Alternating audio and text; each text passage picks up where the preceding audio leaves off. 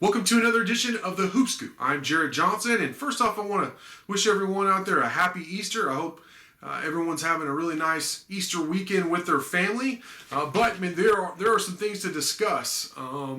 If you're a Red Raider fan, unless you've been living under a rock, of course you're aware that Chris Beard has left the Texas Tech basketball program for the Red Raiders' mortal enemy down in Austin, Texas. And this video isn't about that. I think a lot of things have been shared, a lot of things have been talked about in terms of our opinions on Beard, leaving Texas Tech for Texas. I'll just say, he has gutted the program, done his best to gut the program, the fact that he went to Texas Tech's, like I said, mortal enemy. I think that all speaks for itself. So what I want to talk about here is replacing him and keeping this train on the tracks. Red Raiders have enjoyed tremendous success here recently with the Elite Eight run, the national runner-up run, and then just its standing in the Big 12. So you want to see him keep it going, keep that momentum going, and.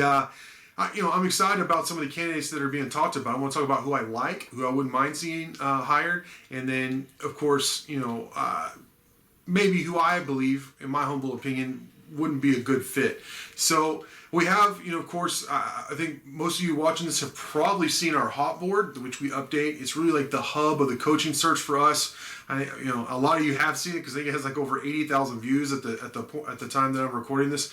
If you haven't checked that out, go over there. We're constantly updating that with news and who's being interviewed, who's in the mix, any kind of reactions we get, any kind of inside news we'll have in that thread or even attached just to that story. So if you haven't seen that yet, check it out. So here, let's start with who I think we have to start with in terms of talking about who should be considered, and that's Mark Adams. And he has already been interviewed, according to several sources, which we've confirmed. We've also confirmed that Mark Adams, is interested in the job. So obviously, if he's interviewing, he is. For those who don't know, Coach Adams has been basically the defensive coordinator here since 2016, or the architect of this no-middle defense. And he's a guy who he graduated from Tech, I believe, in '79. His son Luke also was a walk-on and played here 2012 to 2015, I believe, and is Texas Tech grad. He's coaching over at New Mexico Junior College, by the way. So you would think that he would probably join the staff if Mark Adams was hired. But Coach Adams, I think he has 23 years of experience as a head coach.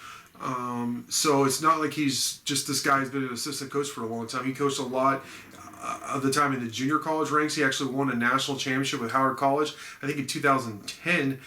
So the guy has some, I think he's been to two other junior college national championships in his day. So the guy has chops. He has a lot of skins on the wall. He's a big-time assistant coach.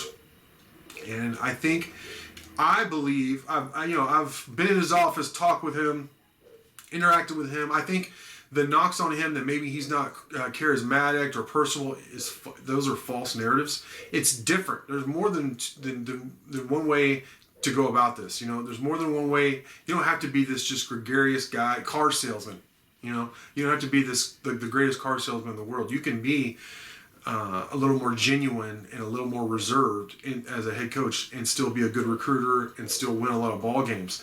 So I like Mark Adams as a candidate, as a head coaching candidate, and I just hope that no matter what, that they keep him on staff. So that kind of brings me to my next guy that I really like, who's also interviewed, who is being considered, and he's an up-and-comer, and that's Darvin Ham, who I think, if you're a Texas Tech fan, you should know who he is.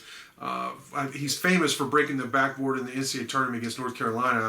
I literally had the cover of Sports Illustrated of him doing that on my wall, pinned up on my wall. And that's one of the, honestly, I didn't have any family who went to Texas Tech, so that was one of the main reasons, was that team and that play, and one of many, but that really caught my attention and thinking that Texas Tech was so cool, that was a really cool moment. Darvin Ham seems like a really cool guy. He's come back before to Texas Tech relatively recently and expressed his love for the Red Raiders and Texas Tech and his time here. And he has a lot of family. Like his wife's family is all from out here in West Texas and in Lubbock. And So this fits for a lot of reasons. I think he's been an assistant with several NBA teams. After his pro career, the Lakers. Right now he's with the Bucks, who obviously is one of the best teams in the league.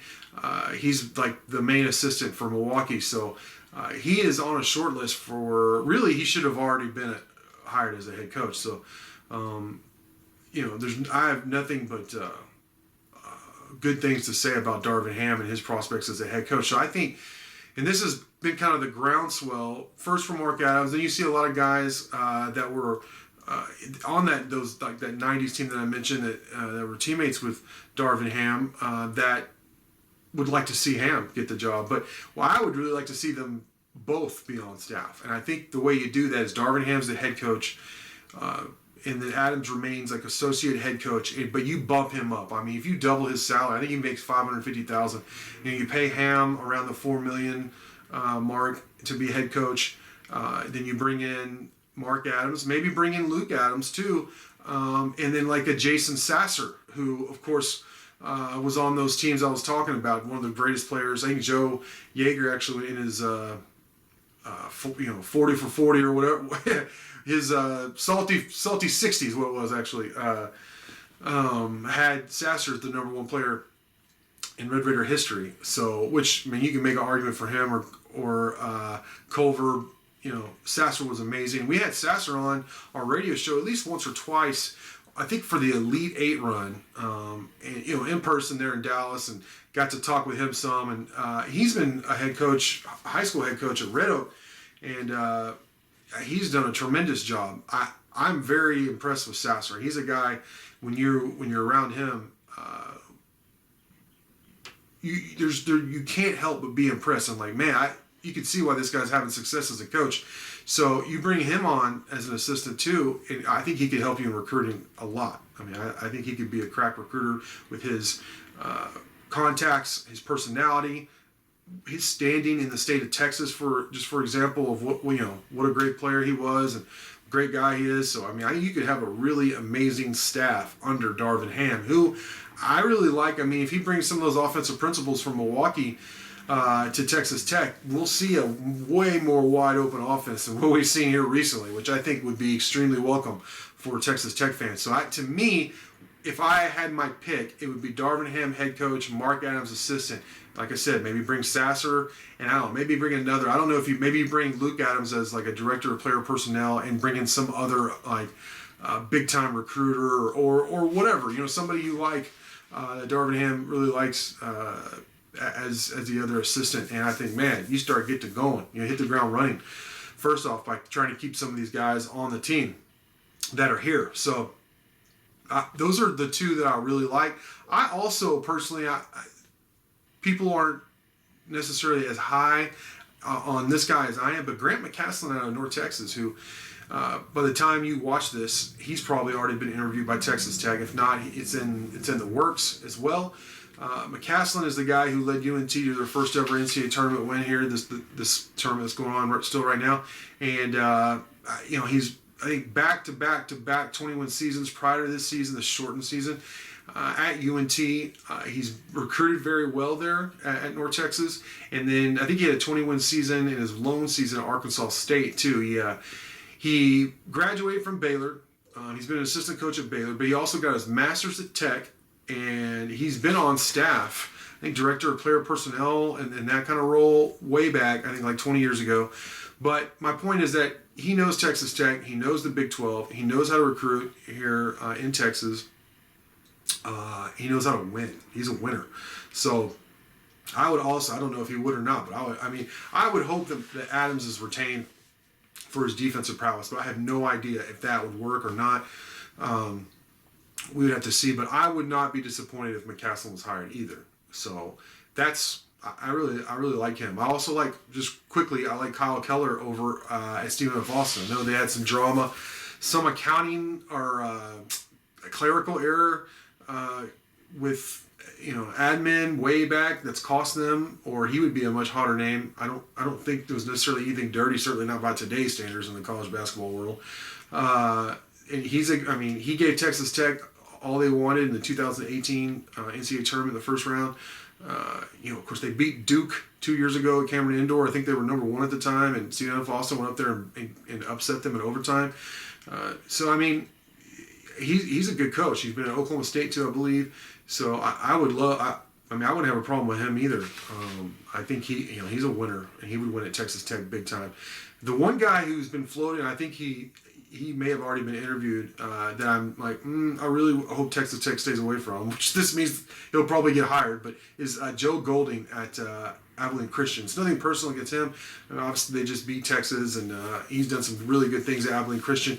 But I just want to stay away from anything having to do with Coach Beard. And supposedly, he's, in terms of being like, buddies with Coach Beard. He's already tweeted to Chris Beard about wanting to have a rematch with Texas and all that. Supposedly they, the river floating buddies and all that. Like I have no trust with, and I guess you could argue, hey, well, Mark Adams has just been his assistant, but Mark Adams didn't get on the plane. He didn't go with Coach Beard to Austin. He stayed behind, and he is a Texas Tech grad. Joe Golding's an Abilene Christian grad. He doesn't have any necessarily loyalty or love for Texas Tech, and I think you need not necessarily a Texas Tech guy, but somebody who's not a Chris Beard guy for sure. And I wouldn't say that Adams is a Beard guy. He coached on Beard's staff. I think he was a big reason for the Texas Tech success recently, but he was already a Texas Tech guy before Beard was around. So Golding is not a Texas. He's a West Texan guy, that's for sure. Abilene Christian graduate, but I just feel like perhaps that won't be a good fit at Texas Tech. So we'll have to see. There's some other names being floated out there, like Eric Musselman. He's one of the only big name guys whose buyout as of right now isn't just astronomical. I mean, people have talked about Sampson. His buyouts,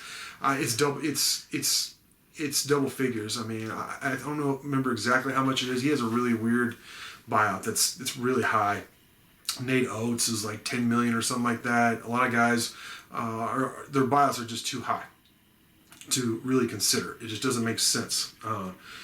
Not that Tech couldn't put all that together if they had to, but that's before you even negotiate their contract and get an assistance. I just feel like, no, I don't even entertain that really. So Bob Huggins was somebody mentioned to me, is that Tech has said, somebody high up at Tech has said that they would really like to lure Huggins away. I just don't see how Tech lures away their Huggins from his alma mater at the stage of his career. Crazier things have happened, but Musselman, though, at least as of recording this, he hasn't been given that contract extension. So his buyout's only I think it's $1.5 million or something like that on May 1st.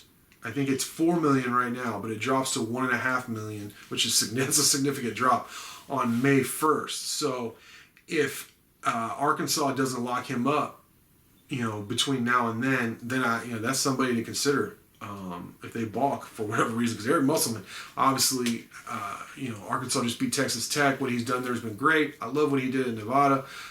His dad was a big name in coaching circles as well. I mean, he also coached, I believe, at the Kings for a while. So Musselman, like his open offense, he's a charismatic guy. I think obviously everybody would be interested in him. But Arkansas has a really good program if they invest in him monetarily, if they re-up with him, which there's a story here I read just a couple days ago that Musselman felt confident that they were going to.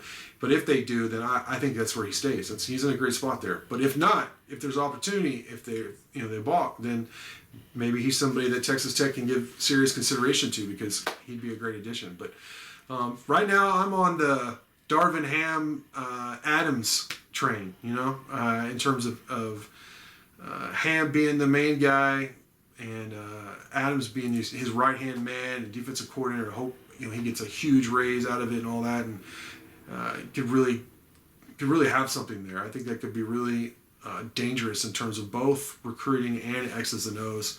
It just makes a whole lot of sense.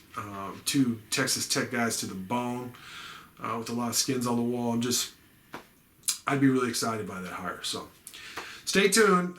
Never a dull moment here in Raiderland. And don't forget there's spring football going on. I'll have a video about that. They just had their first scrimmage. I heard Tyler Shuck tore it up. So, and the defense, made some plays as well. So, great stuff going on here in Lubbock and with Texas Tech. So, stay tuned to Inside the Red Raiders. Thank you for watching, and until next time.